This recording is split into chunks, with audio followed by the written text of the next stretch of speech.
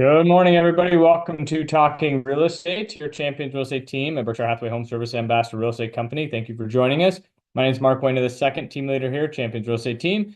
So we jump on every Wednesday, give you a rundown what's going on in the real estate market, all that kind of fun stuff, keep you up to date. We always like to start out with a quick tip. So a quick tip I have for today is with the when you're now the new kind of norm is having exclusive buyer agency agreements signed with your buyer, or with your agent. So basically, you and your agent are agreeing, hey, we're going to work together, for 6 months, a year, and you're exclusively working with that agent. So what that means is ultimately you as the buyer are also going to interview agents and see if you're a right fit, and rightfully so. That agent's going to interview you as well to see if you're a right fit. So things, my quick tip is the questions you need to ask those buyers agents are, what tools do you have in your toolbox that are going to help us get a house?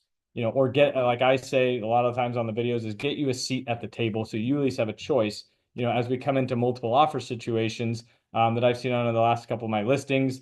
We've had 8 offers on one, we've had 4 offers on another. We're not seeing the 15, 20 offers, but we are, you want to be competitive in that nature. So one, asking that agent, what tools do they have in the toolbox to, oh, sorry, you want to see? Sorry, my co-host has joined us today. So say hi, Camden.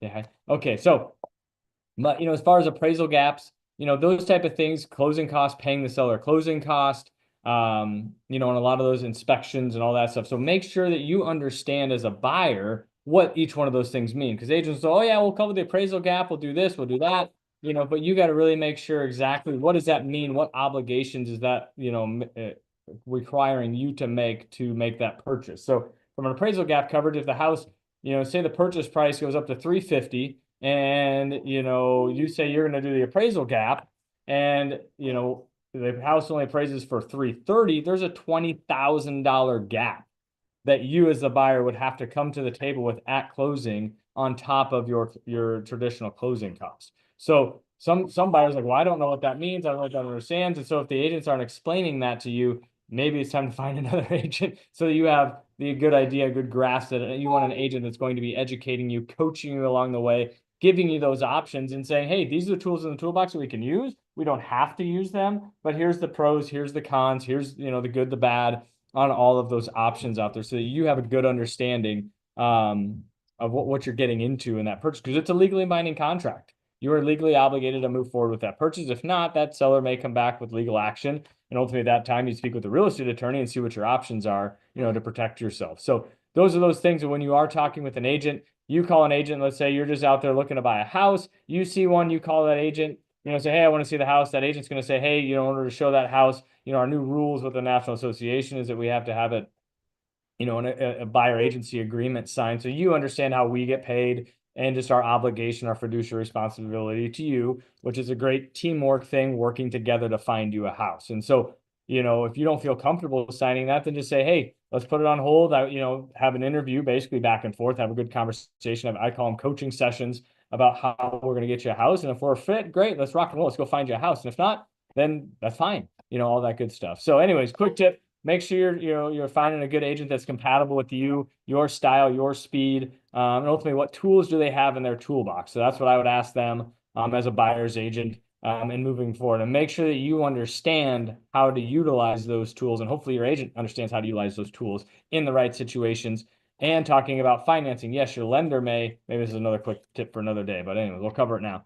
But the difference between FHA, VA, conventional financing, with the 3.5% down, on a FHA, but you also have an upfront mortgage insurance premium that you have to pay that gets wrapped into the loan. That's 1.75% or 1.5%, depending, and so that's money that you're giving the government to get that 3.5% down. Whereas if you do a conventional 5%, you may be able to get into that and not have that upfront mortgage insurance premium on your loan. So those are things that we want to cover with you as a buyer, so that you're educated, exactly what you're getting into when you're buying a house. Because you hear people on YouTube and Instagram and the Reels and TikTok and all, get into a house, FHA, 3.5% down, get your foot in the door. Well, that's great, but what are the pros and the cons of that? And sometimes it is a great product for clients to get into a house. So I'm not knocking it by any means, but just know your options, because if you have, a little bit more money to put down, then that may, keep more money in your pocket rather than giving it to Uncle Sam. So anyways, that's kind of a quick tip. So let's jump in here and go over what's going on in the real estate market over the last 7 days. Let me pull it up here for just a second.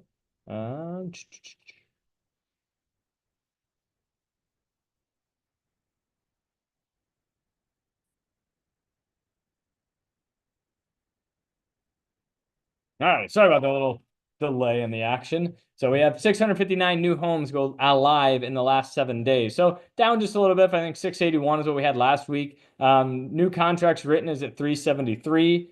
And then 367 happy new homeowners over the last 7 days. So congratulations to them. So we're still kind of about that 75%. We're not a 1-to-1 ratio. We're about the 3-to-4 ratio there. So as those houses are coming on, the ones are coming on going off. We're still seeing some of those houses that are staying on the market. Some of those sellers are overpricing their home, and so we got to right price that home and make sure we put it in the right pool of buyers that are going to basically attract the most amount there. So yeah, so that's pretty typical for this time of year, about that 650. Hi buddy. So I got my co-host back here having a little fun. So anyways, as we jump into that, so that's the market going there. Let's look at the 30,000 foot view. Oh, thank you, buddy. Eric, you want that? All right, let me share the 30,000 foot view here. So this is typically what you see like on, the Omaha World Herald, or you see in news articles online or stuff like that in the Omaha market. So we had 3,139 active listings in the Omaha and Lincoln MLS. We had 1,700 in the Douglas Sarpy County, so kind of that Omaha metro area there a little bit.